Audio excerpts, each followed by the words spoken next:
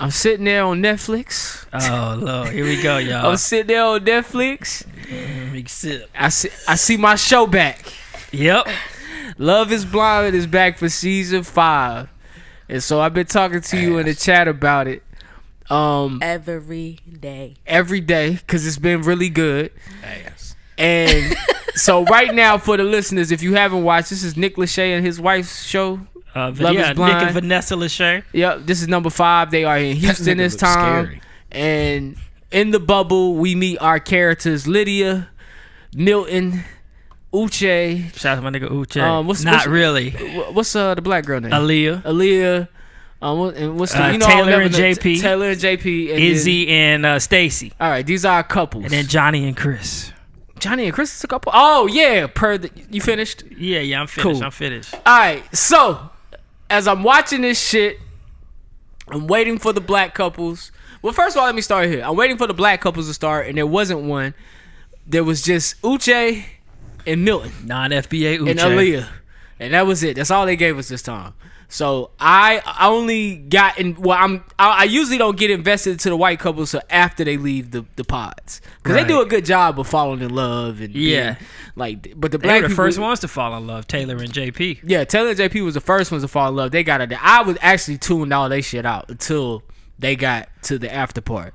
But the Uche storyline caught my attention because, of course, they look like me, and the girl Aaliyah. Honestly, me and D talked about this. I don't like none of them. There's not a no. Why does this show don't have any attractive people on it?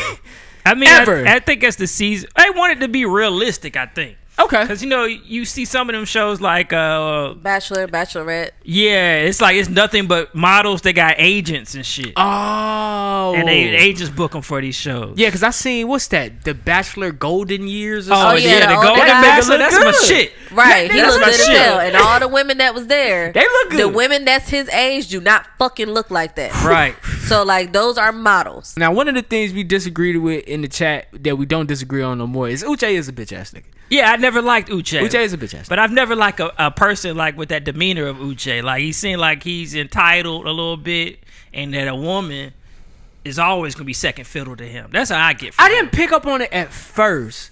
It wasn't until Aaliyah leaves the show and he calls her on the phone. And then I was like, hold on, buddy. You see how he argues. His communication it's like... It's ass. There was no accountability. There was no empathy. It never is. There was no empathy. And he never tells the full truth.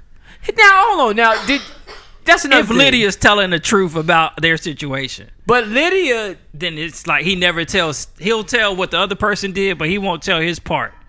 And it's always two sides to every story. What was his part? Do we know his part? So initially, when they had the conversations in the pods, when they found out that Uche and Lydia had dated before, he didn't mention that to Aaliyah at all. Lydia was the one that brought it up. And then Lydia, hold on.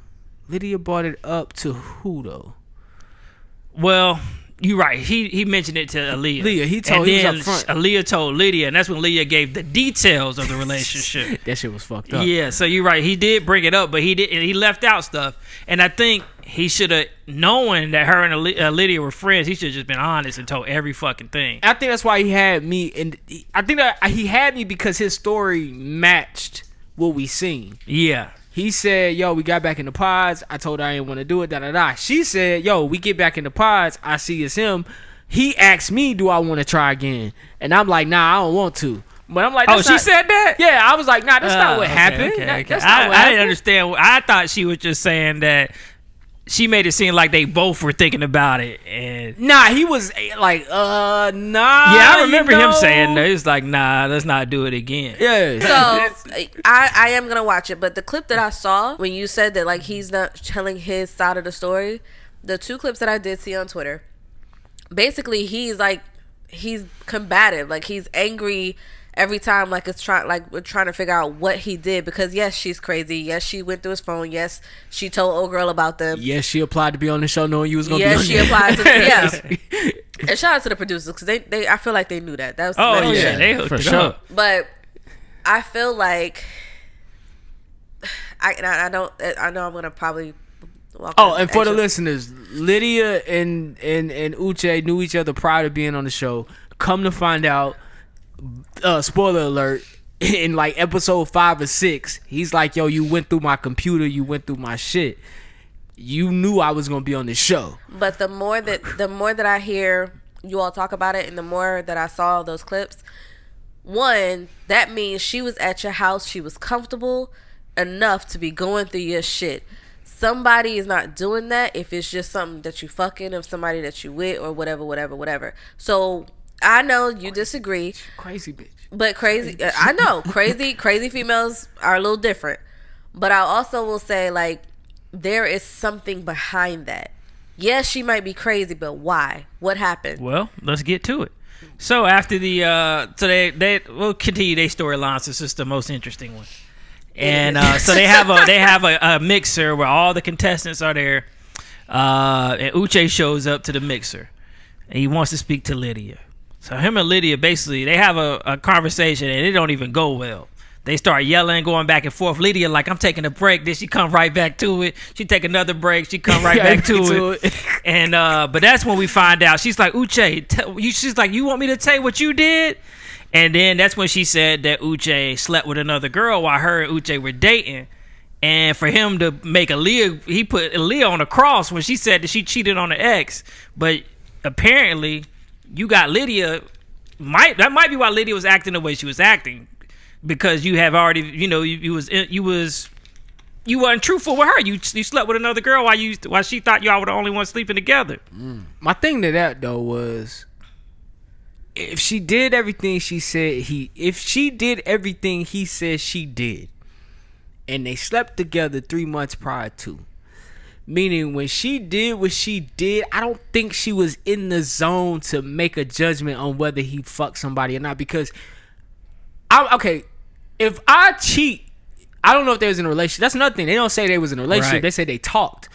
So if I talk to you, if both of them said they dated. Yep.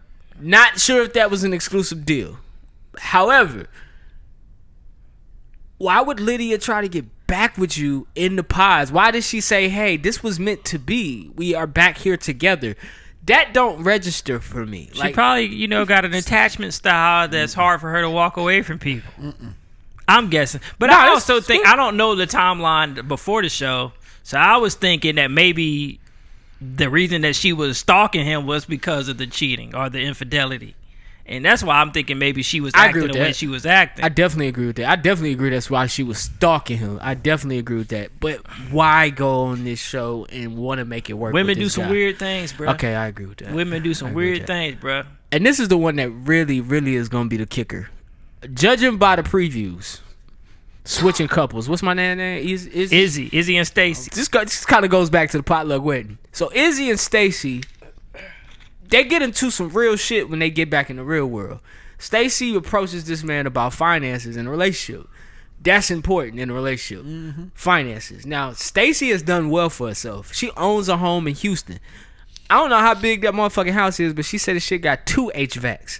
Meaning, if something go out, I think she got one of them 3-story townhomes. One upstairs, one downstairs. So she got 2 HVACs. Meaning, anytime one of them shits go out, we talking about shit. I know I was looking at 10 G's for a new one. It's definitely so. Like she said, unless you know somebody, $20K for a new one, payment plan, whatever you gotta do, but you gonna have to pay for that.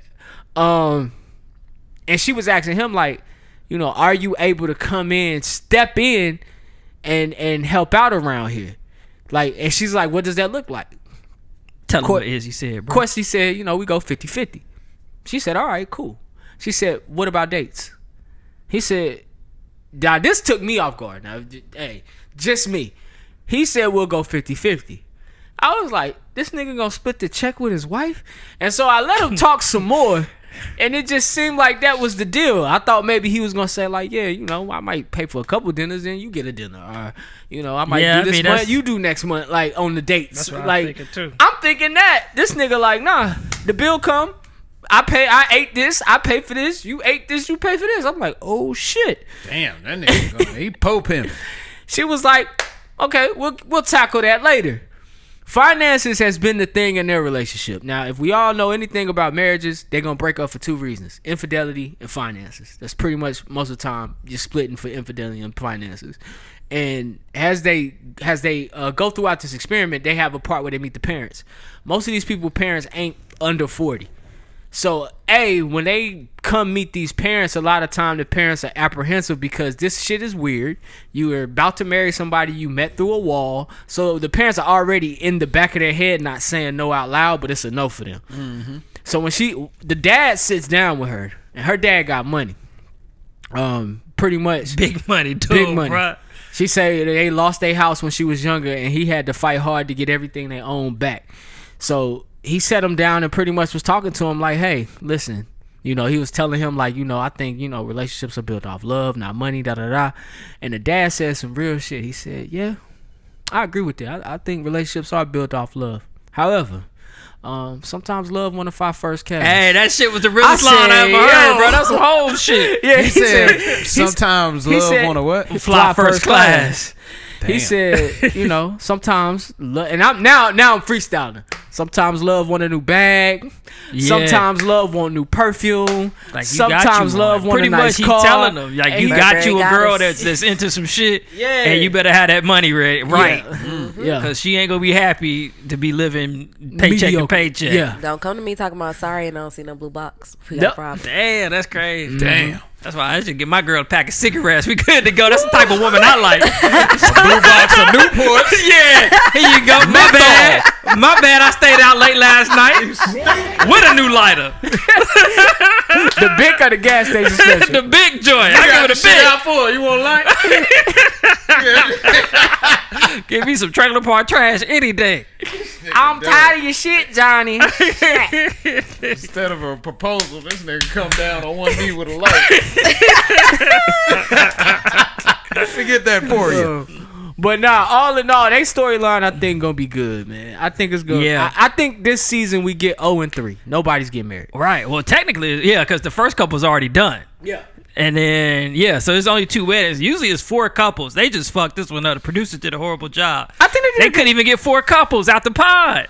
I think they did a good job as far as like characters. Yeah, for but sure. But couples wise, nah. Uche is definitely gonna be someone that you remember. Like even if they make it to a Love Is Blind 8, everybody gonna always compare somebody to Uche. Yeah, just like what was last season? The girl Jackie. Jackie was one. I think Jackie's storyline. And everybody wants the Brett and Tiffany shit. Everybody want to see another Brett and Tiffany, but that's was rare. Real. I think Brett and Tiffany, and then that couple from the first season, the black girl and the white dude, like Lauren and Cameron. Yeah, they like the 2 top couples. Yeah, they gonna be doing wedding shows for the rest of their life. Yeah, nah, they get money. They on tour, which is crazy. They go to these like bridal showers and shit, and do appearances and make money, make a bag, bruh. Smart. That's what I'm saying. But shout out to them. Shout out to that show. Also on my Netflix binge, I finally finished Ozark. Shout out to the Ozark. I didn't know. Have you?